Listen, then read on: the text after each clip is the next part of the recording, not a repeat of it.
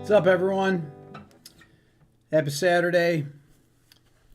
For those of you that commented and watched my latest video this week on my top 40 greatest sounding albums, some people were confused because they're saying, well, is this the greatest sounding songs or albums? It's really albums. But I wanted to give a demonstration of how the album sounded by playing one of the songs off them, to give you a vibe as to what the sonic architecture is of it. And I was trying out some new monitors this week, and I'm going through all different records, and I like to find things that to me are really well balanced. And it's not necessarily things that are the best sounding.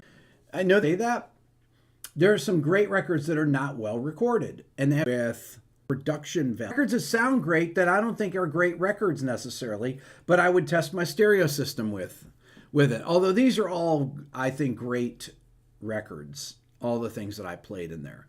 But that being said, that was kind of the point of the thing, is like references for all different styles of music. I went from, classic rock to new metal to hip hop to jazz to just things that sounded great sounding records. And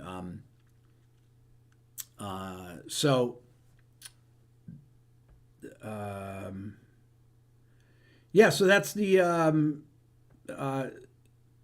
something in case something is not working right in the chat, just refresh the stream. I don't know why this is buggy here. It should not be buggy, the stream. Maybe because I'm using my my app that I'm going to do. I'm going to use my my writing app. But refresh your browser. Mike just told you to do that. Got the New Year's resolution bundles still on sale for the last three days and 13 hours. I said I was going through the end of the month.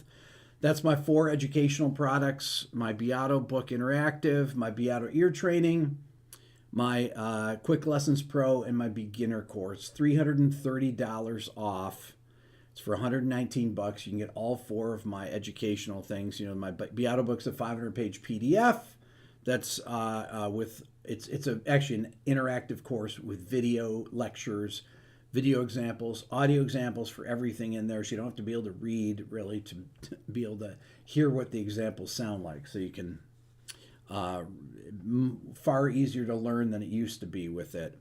Ear training course has 80 videos, and then it has interactive training modules, hundreds of them, and then a PDF.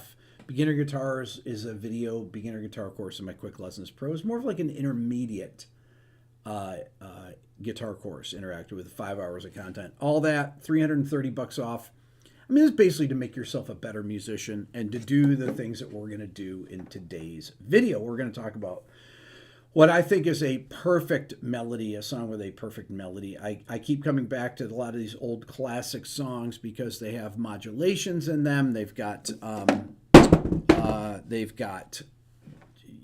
much more sophisticated harmonic progressions, meaning chord progressions. This particular song I'm going to talk about today is a Boston song off their second record. This was a single that came out in 1978. And I think it's absolutely a beautiful, perfect melody. And the chord progression is very interesting. And it there's a bunch of key changes in it. We're going to go over all this and talk about how you go about hearing and learning these things, using ear training, and how you pick out these kind of chord progressions. I'm going to start the song.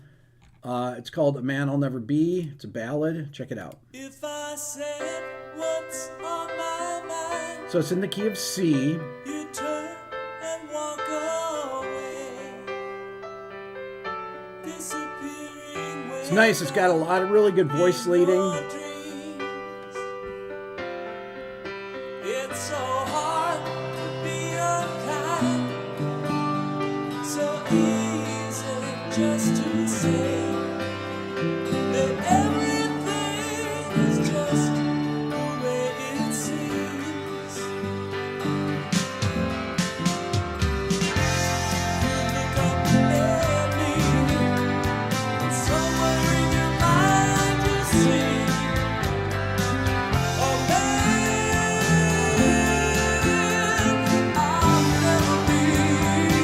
Okay. I want to talk about this verse part first. There's a lot of C major, a lot of different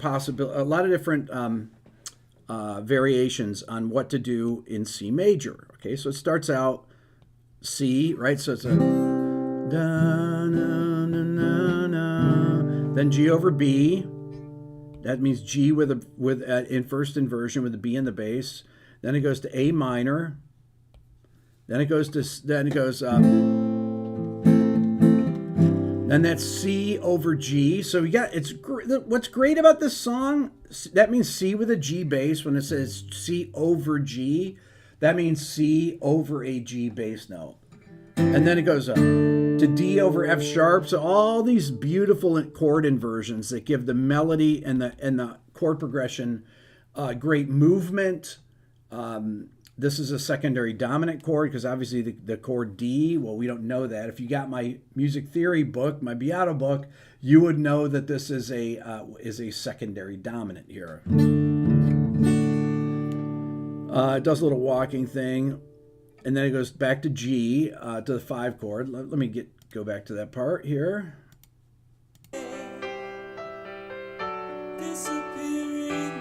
There's D. G, then. So that's going. It's going G, and then it's going F over G to C over G to G back to the top again. Okay, this is great. I love this. And then C, G over B, same thing.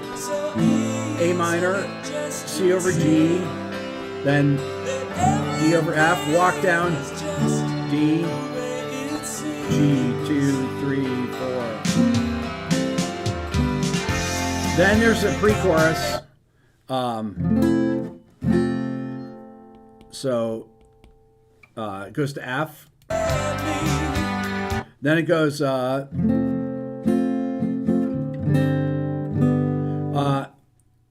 G sus 4. G suspended 4 to G, and then it does a walk down.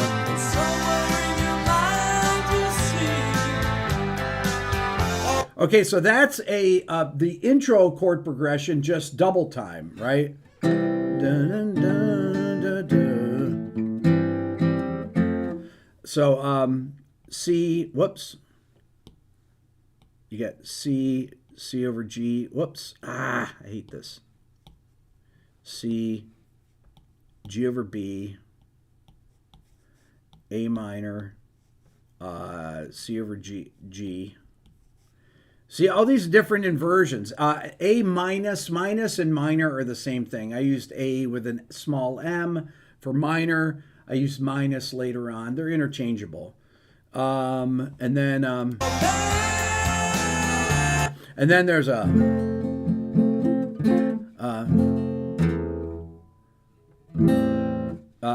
there's F, and then C over E.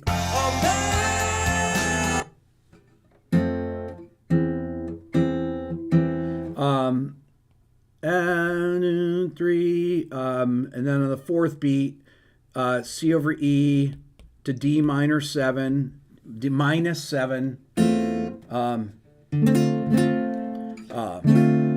can do it there so you can hear it easier. See? And then. And that's really going.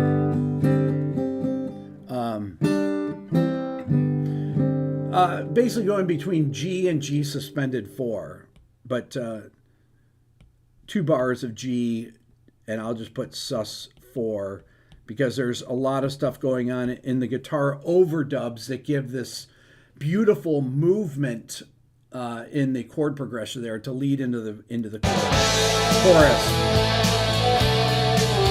Okay, so we're going to do this here. I'm going to put a V here for verse. PC is for pre-chorus, right? And then the C is for chorus. So the chorus starts out in A minor. Check it out. And we're talking about the melody.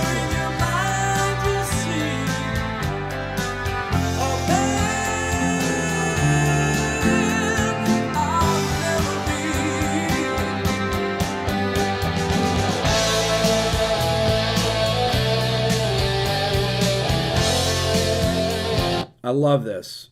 So it's A minor, and then G over B to G. So da da da ya da da. Then F.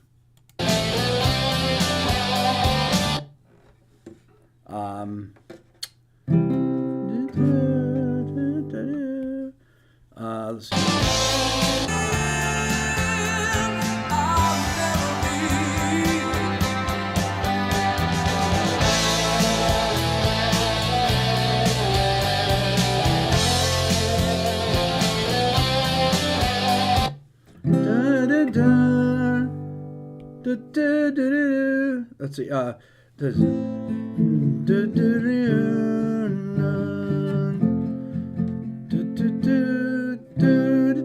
Okay, that's F. It's F in one bar, and then G, C, G, then back to the A minor. Then same thing.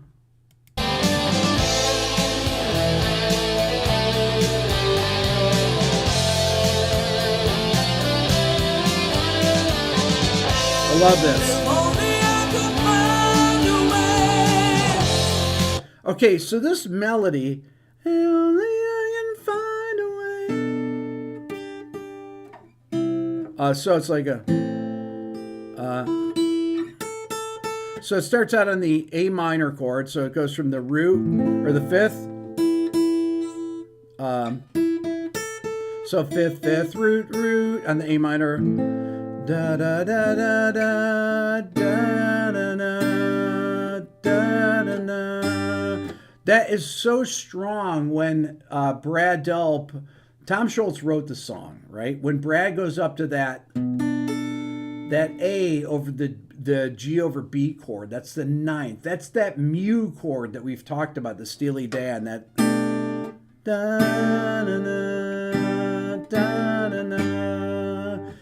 It makes the melody so powerful having that ninth. So if I have a G chord here, right? And I put that note A in it, it's a G add 9, okay? But if I put B in the bass, it gives it a completely different flavor, and it makes the melody way more interesting to have that movement, because the bass is going.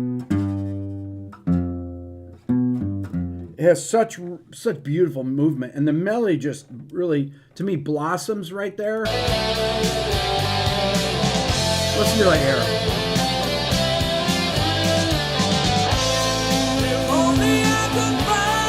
So he's going root, fifth, root, and then to the, that's really a seventh of the B, the flat seven, but it's really the ninth of a G chord.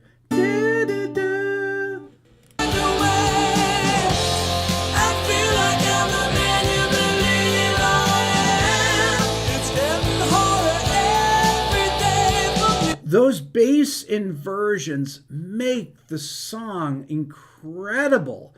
It just makes the melody way more interesting.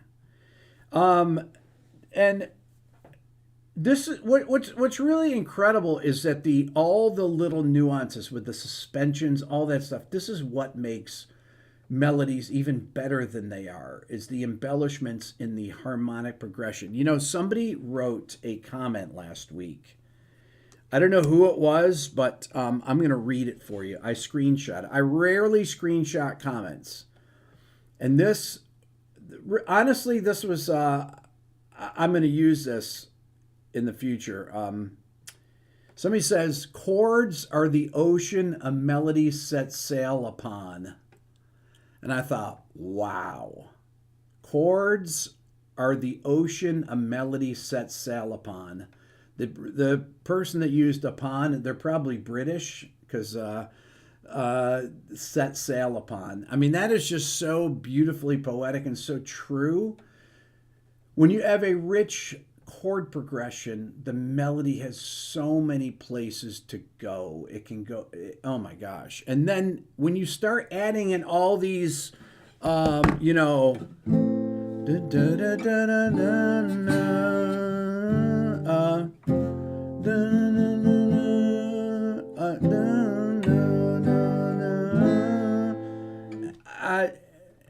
even in the right, da da da to the third, da da da, na na na.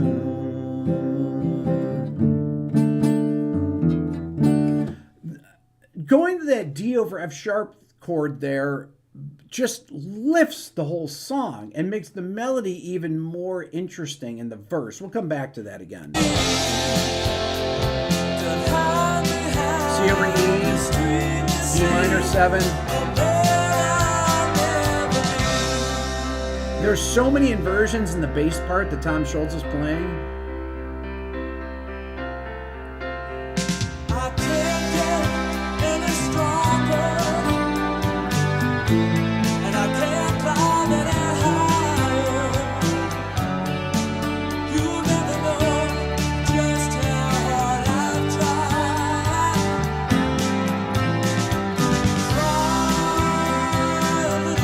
The melody here, and then,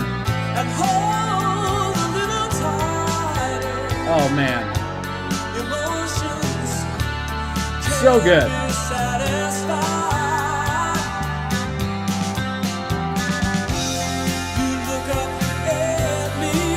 Right there with that suspended G sus to G major, and then this thing in the pre-chorus, right?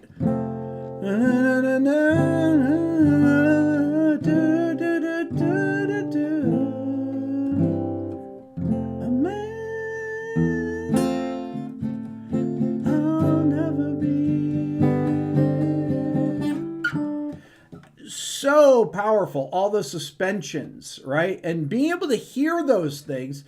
I talked about this last week.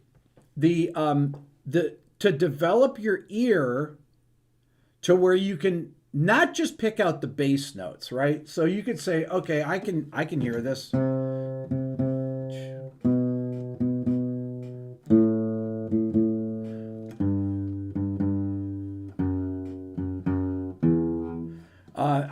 I can hear that, right? So those are the things that when I'm listening to that, well, I instantly know what the chord progression is, because this is I just know what these kind of chords are. As soon as I know it's in C major, I could actually hear that it's in C major right off the bat. But I know, I just listen to it. I'm like C, G over B, A minor, C over G, D over F sharp, drop down, walk down E to D major, G sus4 to G. I know that on first listening. Did I know that in 1978 when it came out? Yeah, probably by then I did. I started playing in 75 or 76. I did know it by then because I had that as part of my collection, my vocabulary of recognized sounds. And this is the thing I talk about in my ear training course and why you want to do ear training. Because ear training is a bunch of different things. The first thing that you do in ear training is you recognize movement, harmonic movement, usually in the bass. You recognize what the bass motion is, okay? So on this, I mean, the song could have gone da da da da da da da. No, no, no, no, no. I mean, it could have been all root position chords and it would have been boring. What's interesting is the bass motion, right? That it has those walk downs and all those inverted chords. And those inverted chords make the melody stronger. And Brad Delp is not singing the roots, not singing the bass notes along with them. And this is what makes these melodies great, right? That you're not singing, not just following the bass down. So part of this thing with the ear training course is developing your ability to recognize chord progressions. Recognize walk downs, diatonic walk downs. That's what I would call this. So this is a diatonic walk down in the key of C. The walk down, right? You got C here, then you go to the B in the bass, and then it goes down to the bass walks down from A minor to G, then it walks down from G to F sharp, And there's a little E bass note walk down here, and then down to D. So it's like.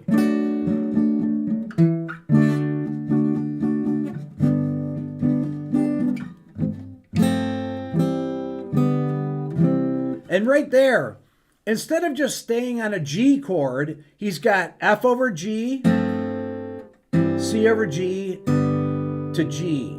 That movement. I mean, it could have hung on the G the whole time, but it wouldn't have been anywhere nearly as interesting.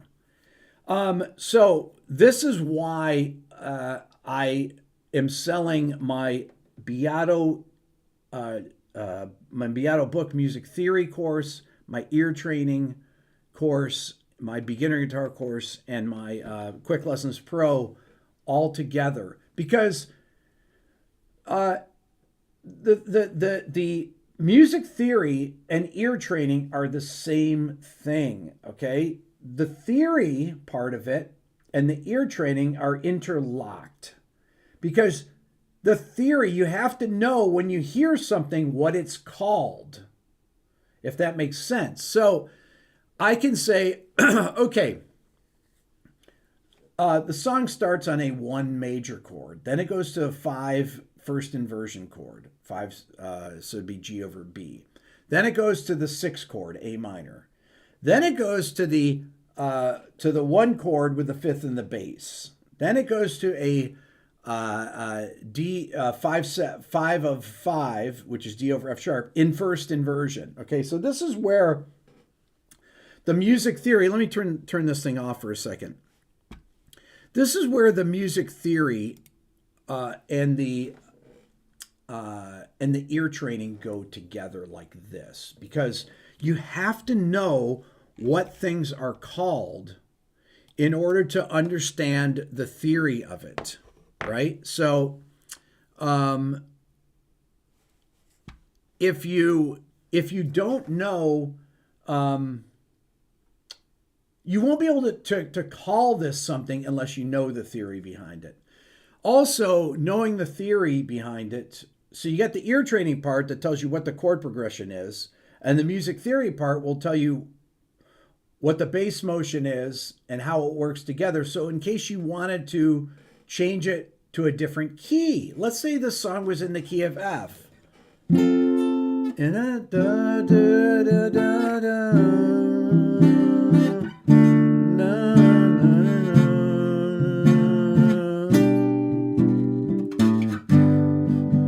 So I just changed the key. I moved it up a 4th. Let's say the singer has a higher voice.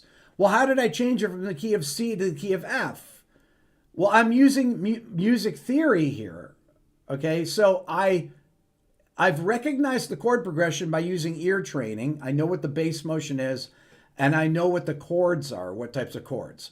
Major chord, first inversion major chord, down a half step, down to the 6 minor, down to the tonic with a 5th in the bass, then a 5 of 5 in first inversion. Okay, so this is how I'm able to transpose this to any key instantly. Okay, so this is really what you want to be able to do if you want to be a great musician.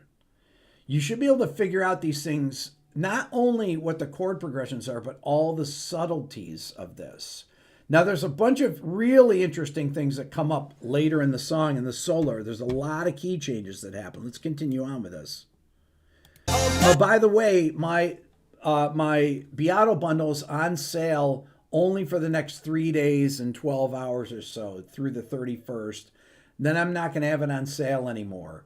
So it's all 4 of my courses, $330 off for $119. Most people that sell courses on YouTube will sell the one course for $150. Any of the other music YouTubers typically maybe under $150, but these are really, really vast courses. And this is really what funds the channel. When I fly out to LA and hire a film crew and interview Steve Lukather, I pay for it out of my own pocket. I don't make any money. I lose money on these things.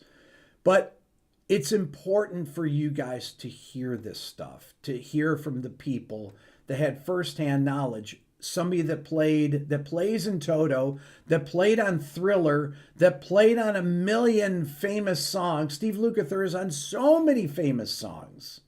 He played guitar parts on them, bass parts. He talked about playing Beat It, playing the guitar parts and the bass part on it and everything. And you know, these songs that have been on the biggest selling record of all time, he's playing on every track on it. And it's important to hear these stories from the masters. When I meet with Sting and I ask him these questions, I ask him, or Pat Metheny or Billy Corgan or whoever, I don't have any sponsors. I pay for this out of you guys buying courses to make yourselves better musicians. Okay? That's it. There's no sponsors of any of the videos or anything like that. So anyways, so by you helping yourself, it helps me bring content to you. And if you guys haven't subscribed to my channel, hit the subscribe button now if you watch regularly. I think it's really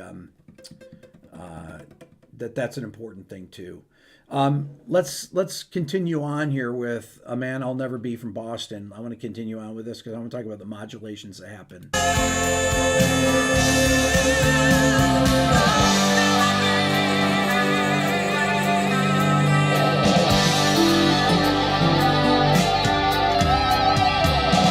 So you got those, he's got those beautiful six in there. All those little subtleties are what makes this song way more interesting. This is basically what makes this song great. You know, when I said last week, I don't do what makes this song greats anymore, I do what makes this song greats all the time. I'm doing one right now. But I just am not calling it that. So I've made about 50 more episodes of what makes this song great, as I'm doing right now.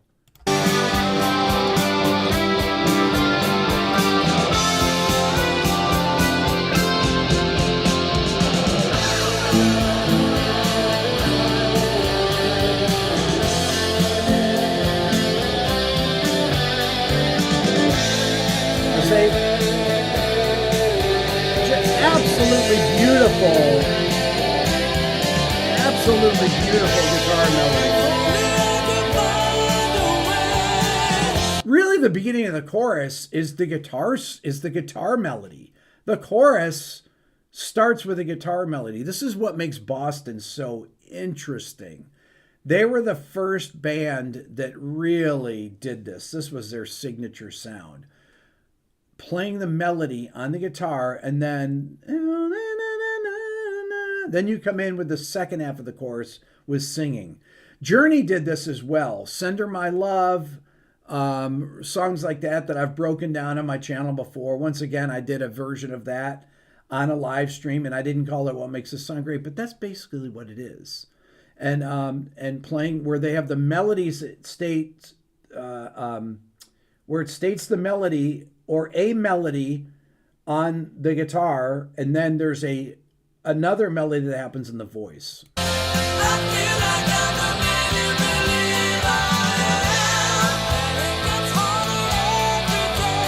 That chord progression there is so good.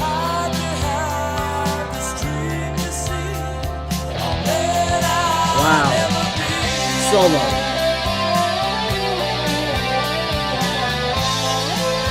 Oh, man.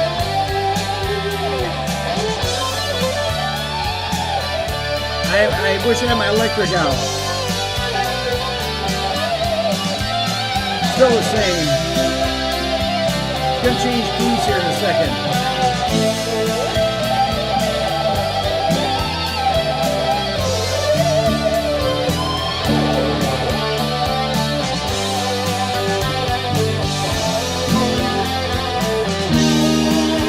There we go. Okay, so what is going on there with all these key changes? Tom is modulating to make the guitar solo even more interesting. He's winding his way back to C major. So the first part of it is over the chorus, right? right? A minor, C over G, D over F sharp, D, G, then F, then I get down to E flat, then D flat.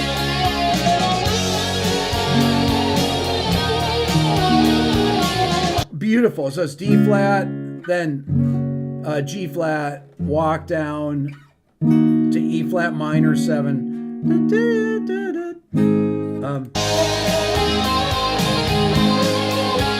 Then, oh man. So that wind around, G, F, E flat, D flat, G flat.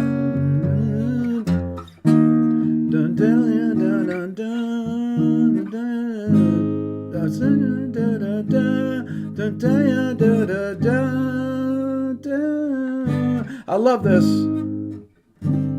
A flat. It's really like a tritone substitute there. I mean, this is a 2-5 in the key of D flat. Oh, it's incredibly sophisticated. Now, when people say, did Tom Schultz know the theory in this? I would say yes. Tom is a very accomplished keyboard player. He's playing the piano on this. He's just an incredible keyboardist, and you know that he took lessons for sure. And he knows all this harmony. This is why he went to all these different places like that. And the thing is that the melody, the guitar solo melody, is so right with that. Okay, so he's winding his way around. This is the 2 chord in the key of D flat, the 5 chord in the key of D flat, and a tritone substitute. A tritone substitute would be typically tritone substitutes would be a chord that is a half step. Let's say you're in the key of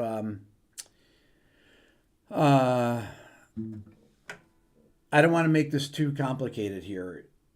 This tritone substitute's a half step above the 5 chord, basically, and it moves down to the 5 chord. This is stuff that you'll learn pretty quickly in my Beato book, because I talk about all these things, how chord progressions work, what are typical substitutions, what are substitutions for songwriters. I have a whole chapter in this. These are things that I added as I expanded the book over the last 6-7 years that I've had my channel. It'll be 7 years in June. And I gradually added things like chord progressions for songwriters. And I talked about how to add things to your songs that are off the beaten track, that are not just standard diatonic harmony. A diatonic harmony is using the 7 chords in a key, and it's typically usually only about 6 chords, and most people only use 4 chords, except songs like this that go all over the place, right? And when you hear those key changes there in the solo, it makes it way more interesting. Once again, I'm gonna read that quote, okay, that someone wrote. Chords are the ocean a melody sets sail upon. Whoever Gordon Pavilion is, thank you, because that is beautiful. I mean, really. So listen to this. So this time, it's the verse.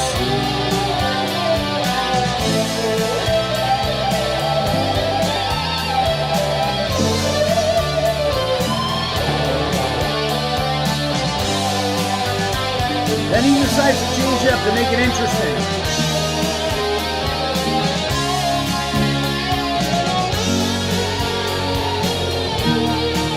Amazing.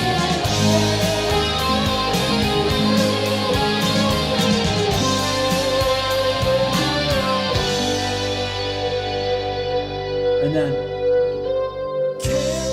oh man.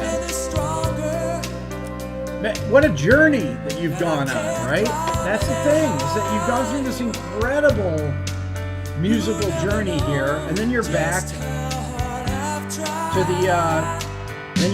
the verse melody and great pick drags.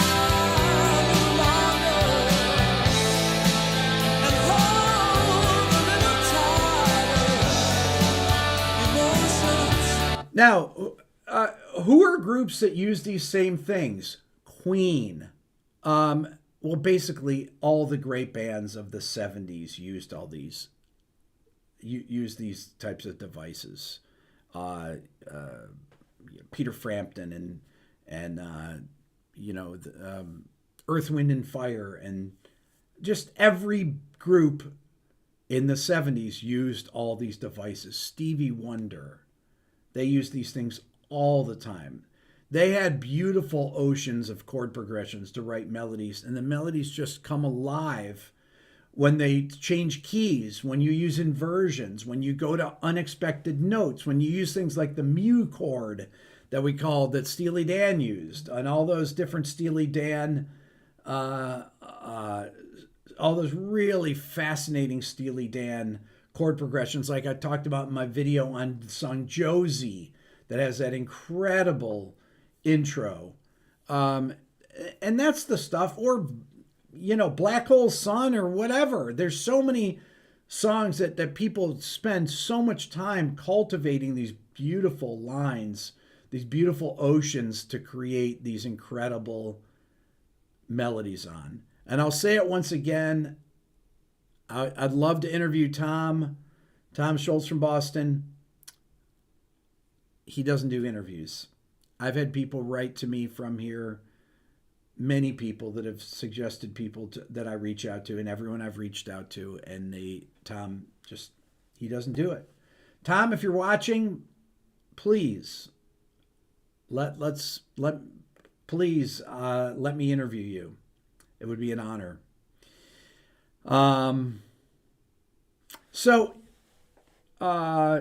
I have a couple super chats. Is an interview with Eric Common of the Raspberries or Ian Lloyd possible? Fantastic channel, Louise. Thank you very much.